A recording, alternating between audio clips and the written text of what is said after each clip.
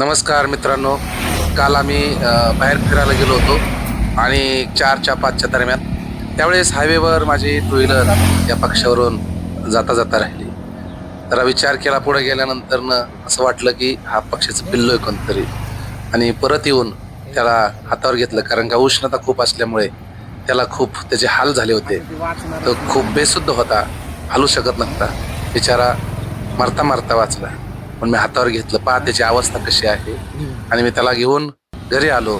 घरी आल्यानंतर मुलांना दाखवलं तर मुलं खूप खुश होते. मुलांनी त्याला लगेच कापूस वगैरे टाकून त्याला घरटं तयार केलं. आणि घरी काल ही फुल चुकी आहे, फुल चुकी. मग फुल चुकी म्हटल्यानंतर हे धान्याचे दाणे पण खात नाही. परंतु आमच्या घरामध्ये मध होता आणि मध त्याला चाटवल्यानंतर ते जरा थोडं साजीवन झालं आणि ते खूप आनंदी होऊन त्याला निसर्गामध्ये सोडण्यात आलं.